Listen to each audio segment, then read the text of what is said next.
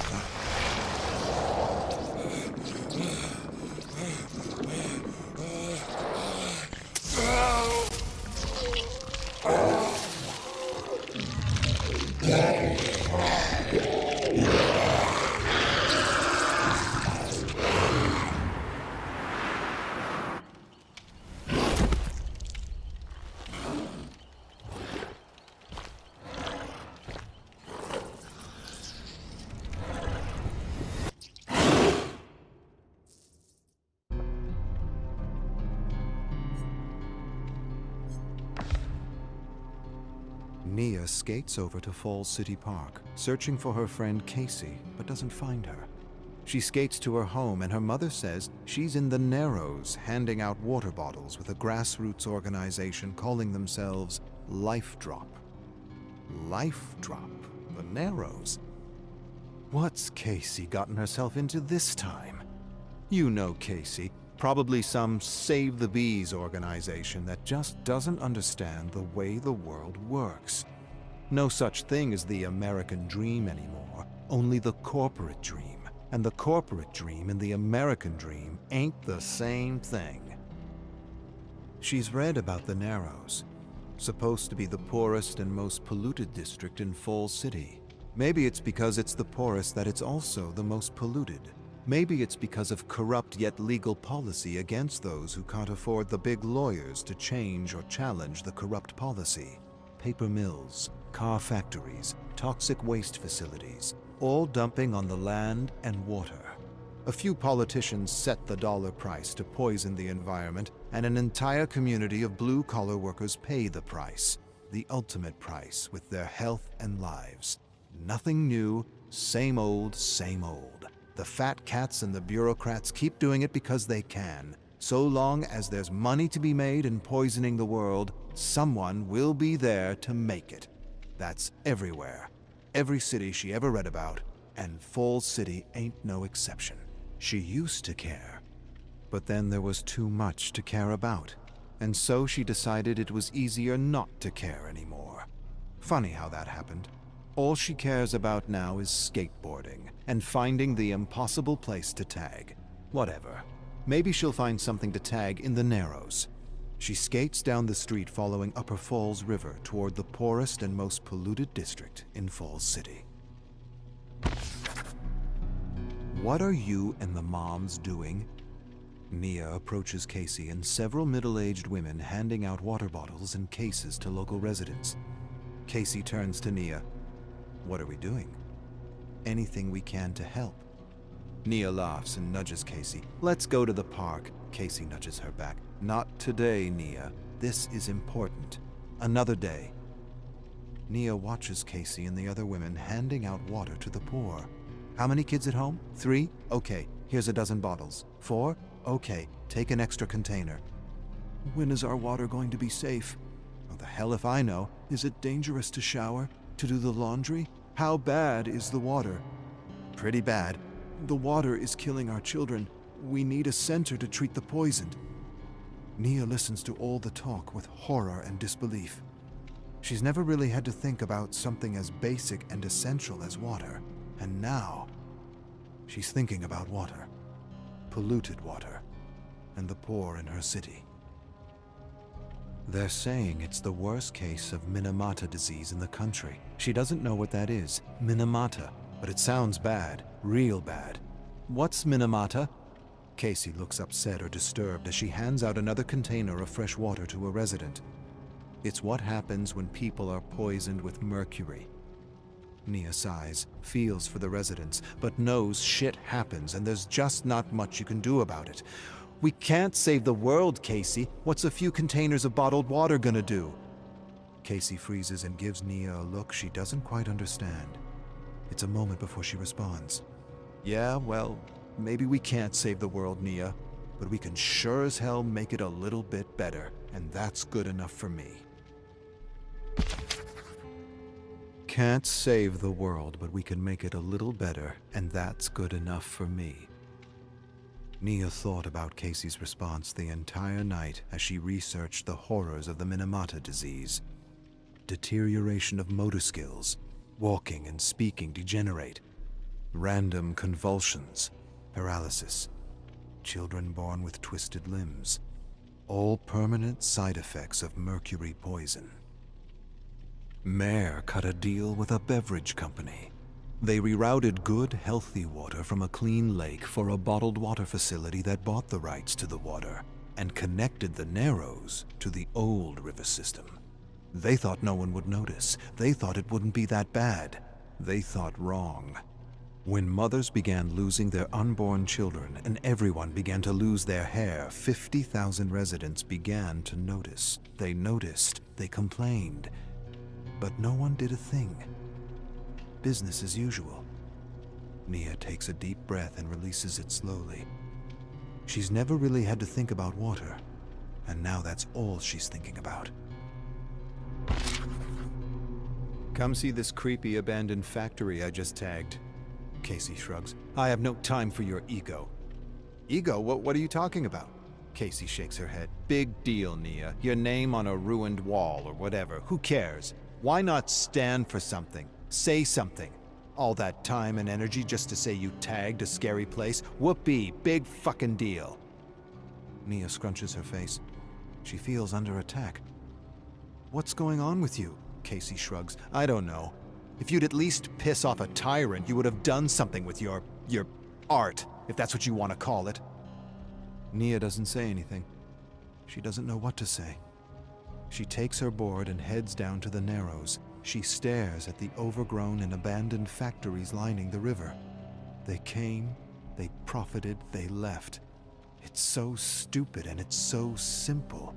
You poison the water, you die. No money or power or law will change that. The Zyder production mill. That's where I'll do it. They dumped crap in the river for years, destroying the camping and fishing industry all over the country. 20 years later, the Narrows dies a slow, agonizing death, and there's no justice, and there probably never will be. There isn't even an investigation or a hospital or a center to treat the poisoned. The environmental agency says everything's fine, but it isn't. It really isn't. No one wants to say it's mercury poisoning. To admit to mercury poisoning is to admit fault. To admit fault is to help the Narrows and pay for a cleanup. The city doesn't want a lawsuit. No one is moving or doing anything, and yet children are suffering and dying. Children are suffering and dying, and no one is doing anything, and Nia can't stop thinking about them. It takes a special kind of evil to poison children. Something about the whole thing makes her want to get involved. Real involved, like her friend Casey. Maybe she should tag those so-called public servants who only serve themselves. Nia skates to the side wall of the bottling factory. They make glass and plastic bottles for fresh water and dump their chemicals and poisons in the river.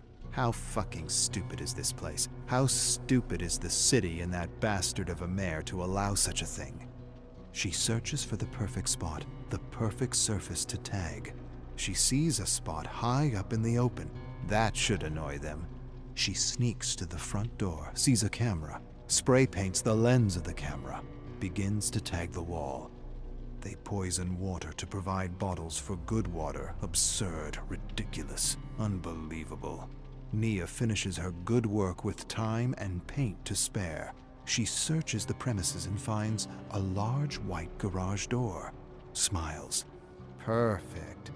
She'll tag her name nice and big for everyone to see. That ought to piss off a tyrant, as Casey says. The cause is actually getting to Nia, and she wishes her art would piss the factory and the city enough for them to clean up the river. Wishful thinking. They came, they profited, they left. Left an entire community poisoned. Gotta be laws against that, and maybe even a death sentence for those who knowingly poison children. So you tagged their building. Big deal. Means nothing. You got your name out there. That's what you did. But what does that name stand for? Nia doesn't know how to respond to Casey. She's never really attached a message to her street name like others. It's just not something she thought she'd ever do. It's not about a message. It's about art. Casey says art is the message. Art is rebellion. Some call it preaching. Who said that? Who made that up? The corporations, Nia. Of course they did. Get artists scared of using their art, of saying anything against their abuse, and they win. Centuries ago, artists protested tyrant kings, and those tyrants did all they could to own or stifle their art through fear of poverty or fear of death. Nia, kings still exist. They do, just in different ways. Today, the kings are CEOs, and their kingdoms are corporations, and some are good kings, and others not so good. And the not-so-good ones have found other ways to keep artists in line, scare them in school, tell them not to make a statement, tell them to stand for something, appeal to all, just entertain and inspire, but don't say something. Don't be political. Nia, Everything is political. Not to say something is to say something. Turning your back and ignoring corruption is a choice, a political choice of indifference. Nia sighs. She doesn't know. She's not sure. She's never really done it before like the others. It's always kind of rubbed her the wrong way. Casey scoffs at her tag. Stand up for something or stand for nothing. Your choice as an artist. Your political choice. Come with me. Casey jumps on her board and leads Nia into the Narrows. She leads her to a home where a father helps his son eat food in his bed. He's only 11. Never had a chance. The only mistake was trusting those who were supposed to protect him. He's dying. Mercury poisoning. Before, people in the Narrows died of natural causes. Now it's all mercury poisoning. Casey sighs and shakes her head. You sign your tag over the culprit's garage door and all you've done is advertise your street name. I heard your bullshit about not using your tag for a cause. What's the use of a tag then? What's the use of a voice if you ain't gonna say anything, ain't gonna stand up for something? Art is an act of defiance, not an act of profit, not an act of fame. Say something, Nia. Let the world know what's in your heart. Someone just might listen and do something. Lend your voice to the voiceless. Not rebel without a cause, rebel with a cause. Nia thinks about what Casey said as she lies in bed staring at a glass of water. Casey's right, and Nia remembers a time when she wanted to say so much as a street artist. Somehow that got stamped out of her. She tries to remember how it got stamped out of her.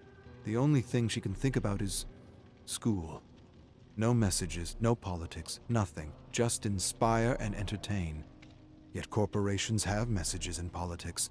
Politics of selling. She remembers being told not to use art for politics. Yet who does that benefit? Kings. Tyrant kings trying to own voices or stifle voices by creating an inner self-editor that begins in school. Keep politics out of it. Keep politics out of it. Everything is politics, even the act of trying to stay out of politics. Politics. Fucking corrupt mayor. Bastard didn't just switch good water for poison water. He sold the good water to a corporate king. Absurd. Ridiculous. Unbelievable. She never heard of such a thing. No one should own the rights to water. No one. Water belongs to everyone, to all living things. Nia stares at a spray paint can on her dresser. She thinks of something to say. Something to make people stop and take notice. For the first time in a long time, she doesn't care if it's a message or a political statement. Screw her high school art teacher who made her feel insecure about making statements with her creations. Water is health. Water is strength. Water is a human right. Water is a human right. A basic human right. Nia is amazed at how many poor communities shower, bathe, cook, and do their laundry in poison water because a few kings bought the rights to their good water. It's absurd, ridiculous, unbelievable. She's never felt so involved in a cause before, and she likes the feeling. Possibly her first cause since school tried to stifle her voice with fear of making mistakes, of saying something, of having a message, of going against the corporate dream. Not the American dream, the corporate dream. Nia surfs the net and reads about the kings and their scramble for fresh water all over the world. She's happy to read it's not going so well. In every country where these tyrant kings tried to own fresh water, they were kicked out by the people. Yet these stories are difficult to find. Kings losing battles to peasants is rarely breaking news or news at all. Almost like the kings want to make sure no one gets inspired to fight against them as they desperately scramble to buy up all the water they didn't poison. They want it all. They want to sell it, and they don't want peasants getting in their way. Water is everything. Owning water is like owning life. Owning water is deciding who lives or dies. And that's what the kings and the mayor did in Falls City. They condemned and poisoned an entire community and did nothing to help them. And did nothing. Nia hopes in a higher justice, one that can't be owned or bribed, and she swears she'll turn the mayor's new luxury car into a work of rebellion. Can't change the world, but you can make it a little bit better. A little bit better. That's enough for her.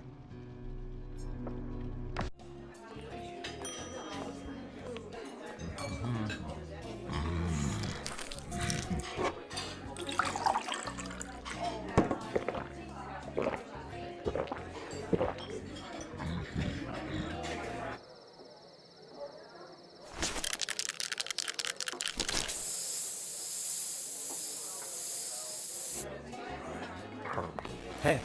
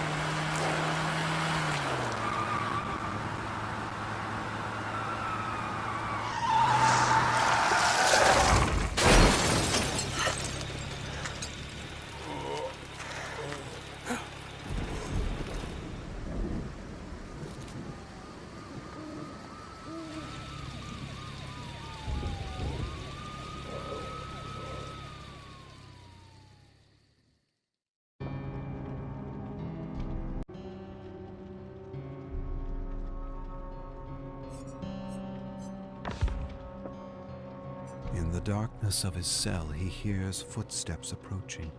He hears laughter and gossip. His father with others. He's not sure who he's with. He puts his ear to the door and hears a laugh. A deep, guttural laugh. He feels his skin crawl and his stomach twist in knots. It can only be Chief. He hates Chief, especially when he's with his pa. They make him do all kinds of things for fun and laughs. His pa brags about his killing tool, as he often calls him. More laughter. Other voices. Chief brought some deputies to enjoy the show. He wants to smash them all to bits just to make them stop laughing. Everyone laughs at him. The whole world laughs at him. He grinds his teeth with frustration. They ain't supposed to laugh. They're supposed to protect him, and he knows it. He's seen it on his TV. The only thing that calms him and keeps him company when he's done his work. TV is something special. The friend and parent he never had. But Chief ain't like those on TV. He's another kind of chief of police. The kind that works with Pa to clean money. He doesn't even know what that means, but he overheard them by the pig pen talking about cleaning a whole load of money and sharing that load with a judge and other men of the law. They clean money together. That's why Chief lets Pa and Ma do whatever they want to him. Chief is crooked, his Pa always says. Crooked like his boy's face. The laughter grows louder. They approach his brick dungeon and he shivers at the thought of more slaughter. He's tired of killing to make a few deputies laugh. Real tired. He feels his blood boiling, feels it rising through his neck, feels it pushing up his face like it wants to burst through his skull.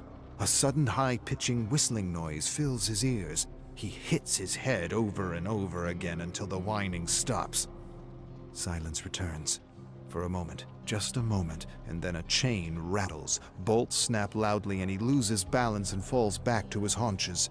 The door opens, filling his brick cell with blinding sunlight. He covers his eyes with his arm. His Pa steps inside, grabs him, and yanks him to his feet. "Come on, boy!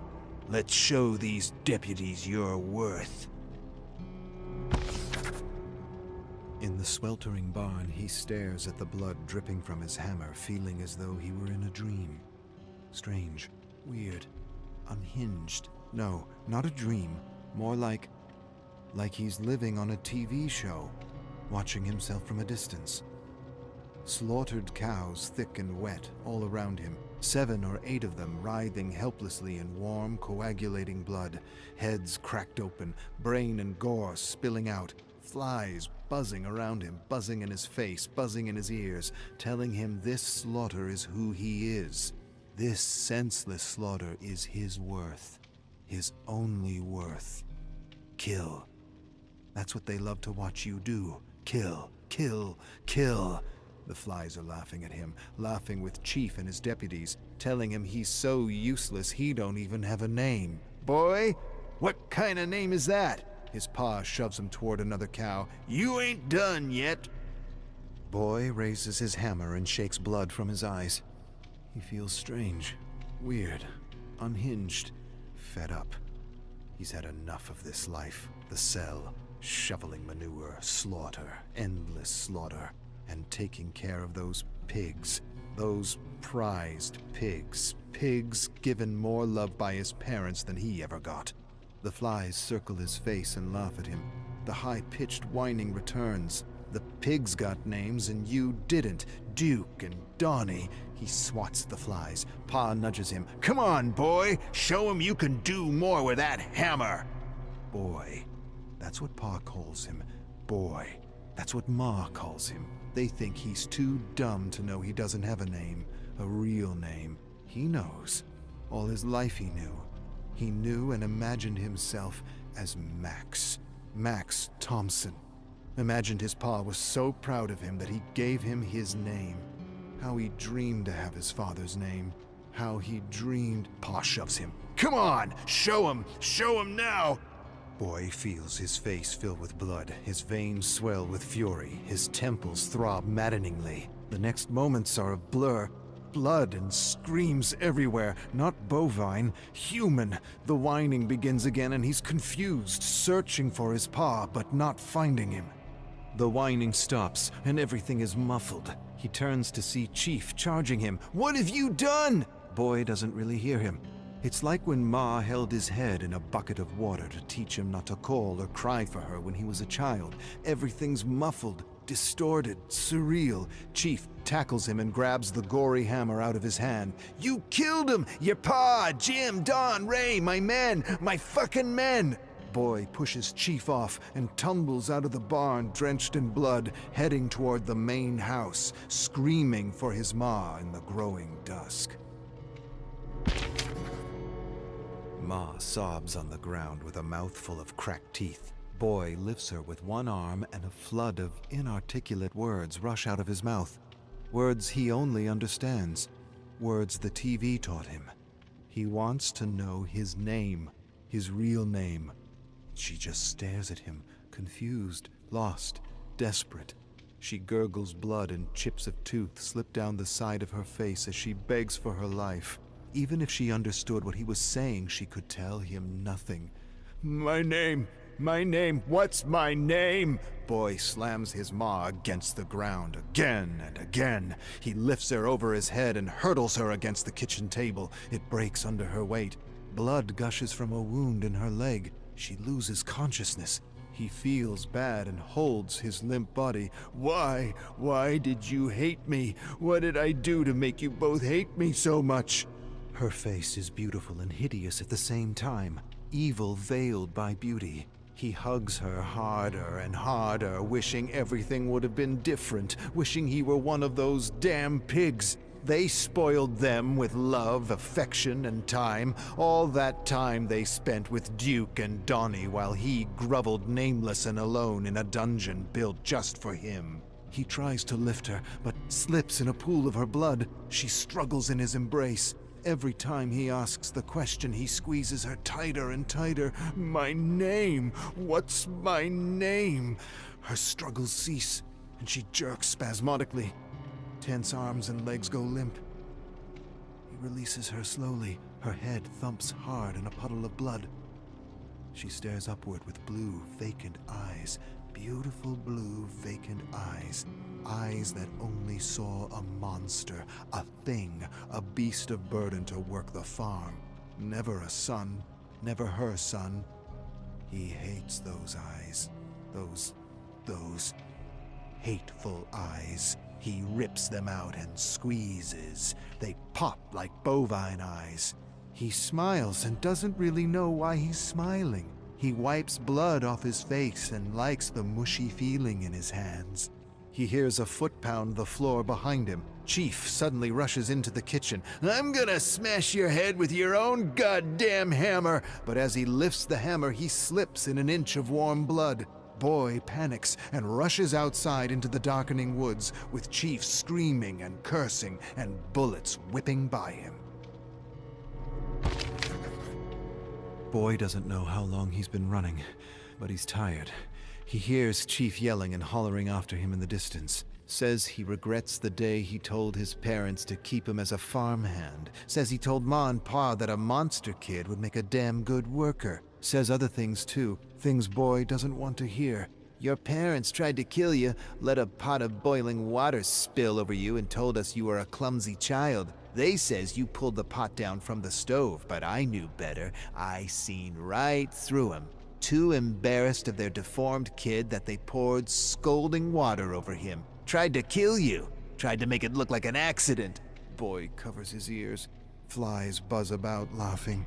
He doesn't want to hear this.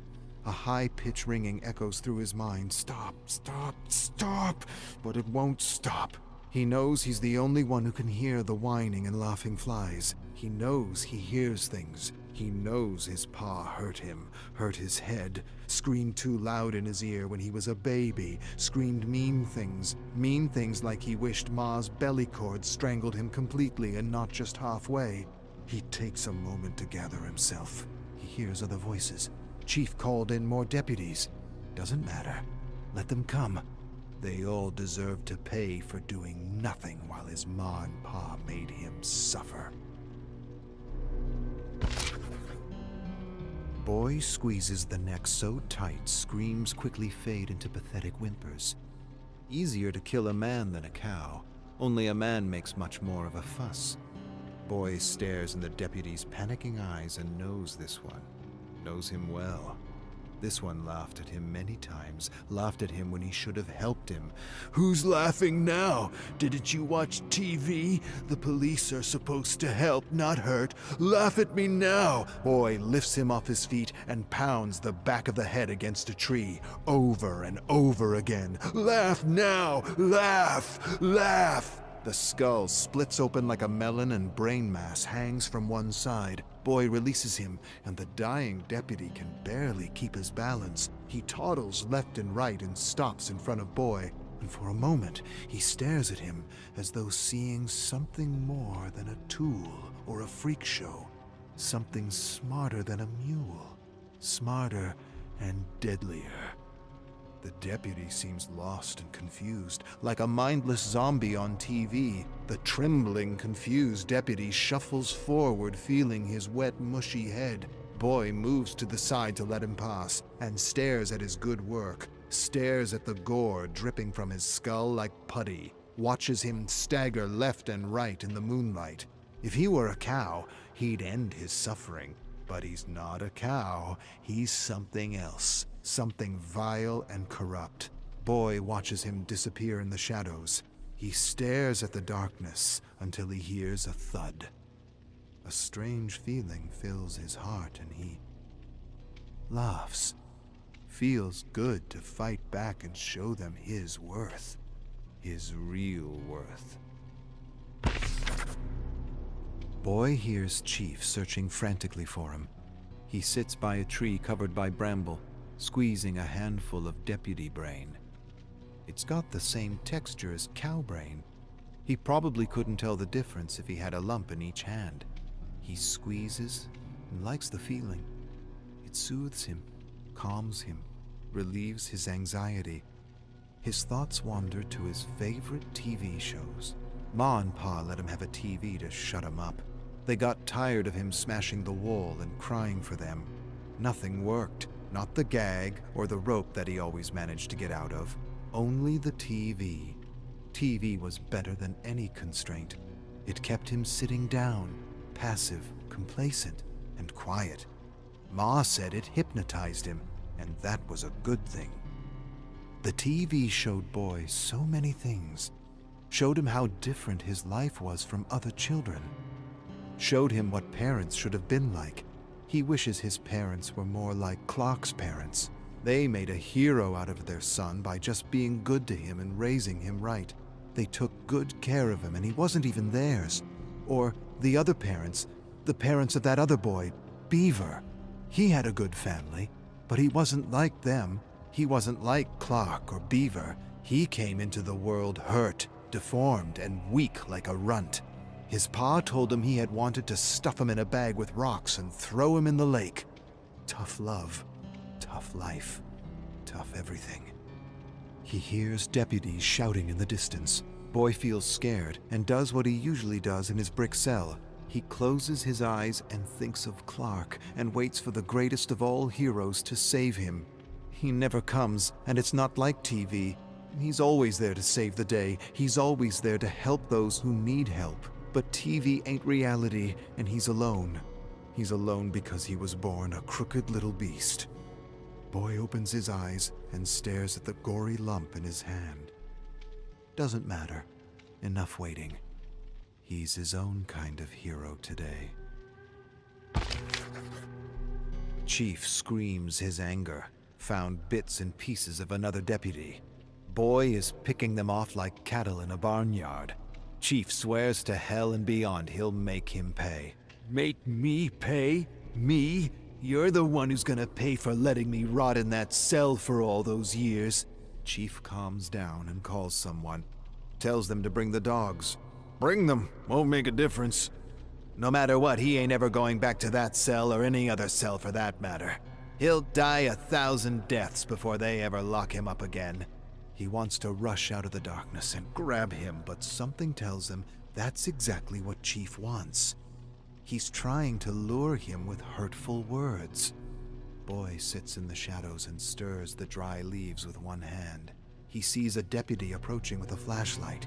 He grabs a thick branch and slowly rises and inches toward him.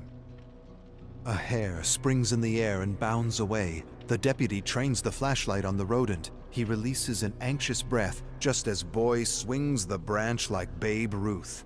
Head and neck are smashed open, and the dark contents splatter on the trees and ground. Yet the deputy doesn't fall. He stumbles here and there with his smashed head barely hanging by sinews of flesh, his hands desperately reaching out and feeling the cool night air. Reminds Boy of a decapitated chicken fluttering about the yard searching for its head. Boy smiles and feels liberated. He laughs to himself. Another deputy made clean. His pa cleaned Chief's money. Now Boy cleans his deputies. Like father, like son. He thinks of Chief and loses his smile. He could have helped him. All those years, he could have helped him.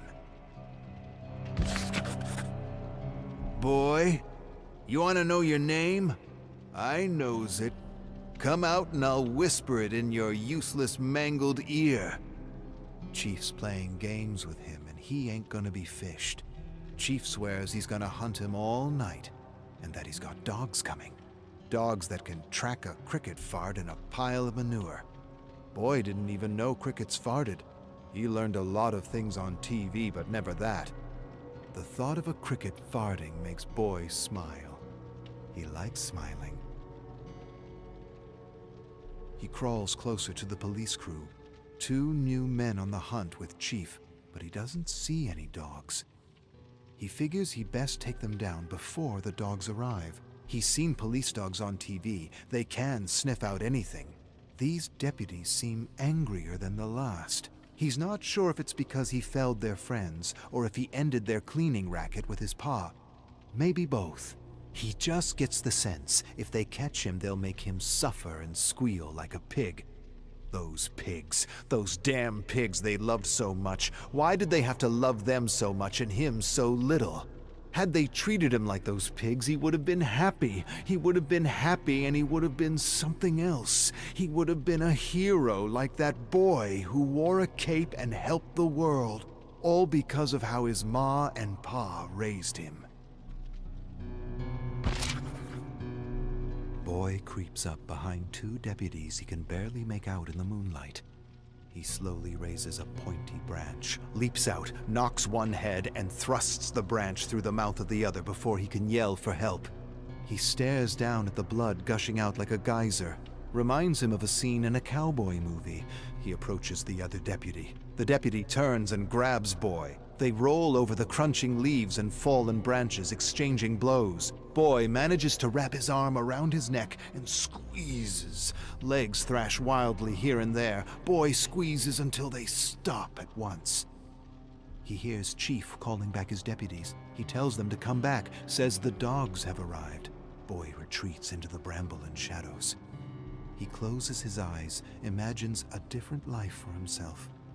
He's the Beaver Boy, sitting at a table, eating a wholesome meal with his pa and ma, and they're asking about his day. Then everything changes when he speaks. The sounds upset his ma. She beats him across the head, holds him down, and pours hot sauce down his throat and tells him to never speak again. His pa grabs him and gives him a lashing with his belt. His eyes spring open. Everything could have been so different had he not been born a monster. Born a monster? Monsters aren't born. They're made. Made in a crucible of hate, cruelty, and abuse. Hot sauce and belts. That's the stuff of monsters. Your pa says you want to know your name? Stop running and I'll tell you your fucking name. Boy stops running. The barking of dogs grows louder and louder. He turns toward Chief's voice and sees moonlight dappling through branches and leaves. He shifts about in the silence, not sure what to do. Chief's voice grows louder. Your pa gave you a name before he realized you were a crooked freak of fucking nature. Your name shames him. That's why he hides you. You want to know your name? Come out with your hands up and I'll tell you. Before Boy realizes what's happening, a dog rushes out of the darkness and attacks his arm with a vicious mouth of sharp teeth and dripping slobber. Boy wheels towards a vague, fast-moving shadow and grabs the wrist before the hammer crashes down on his head. He throws the dog against the tree. He's never felt such strength, such power, such resolve. I have a name. He shakes the wrist, and the hammer falls with a thud in the gloom below. Boy wrestles Chief to the ground. Chief pulls out a knife. Boy grabs Chief's wrist and forces him to plunge it into his own belly. See my worth now, Chief? See my worth? Chief pulls the bloody knife out, but Boy doesn't give him a chance to react. He plunges his hand into his warm gut and squeezes something he doesn't quite recognize. Chief shrieks in agony, "Son of a bitch!" The dogs leap at Boy and rip him off Chief before he can do more damage. Boy smashes the dogs to the ground and searches for his hammer to finish his good work. Dogs slowly rouse and bark. He grabs a branch, smashes them hard, and charges away before they attack again. He runs for what feels like forever through the cold, dark woods and heads toward the farm, toward the house where he always should have lived. It's still not too late. There are secret rooms in the basement, rooms where his pa hid his money and where his pa and ma could hurt him without anyone hearing his screams. He bets he could hide there a long time before anyone ever found him. He bets it would be real cozy, especially with his TV. And he bets he'll find his name, his real name, in his pa's stuff. But not before he cooks himself some bacon. Some prized bacon.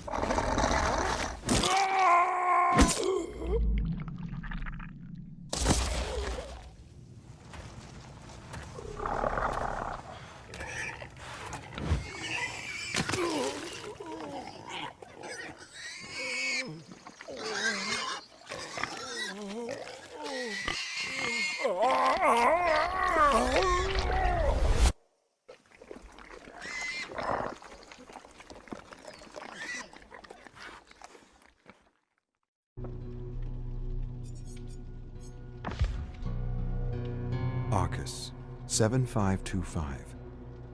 It's hard to say what came over me, and I can hardly recollect the last few hours, perhaps even days. I awoke with several empty whiskey bottles and dead bodies sprawled across the roof. Not too far from the scene was my gory 9-iron and a phonograph playing a solemn French song about life in a city I will never truly know. I turned the bodies over one by one, and they vaguely resembled those who had forsaken me in this infernal prison. I must have conjured them and destroyed them in the same evening. But with a 9-iron, I imagined far worse fates for them. I even have a journal devoted to dark and creative ideas on how I might actually one day make them pay for their corruption and impertinence. Arcus, 337. At first glance, the endless bloodshed seems to be an act to satisfy some destructive instinct within the entity.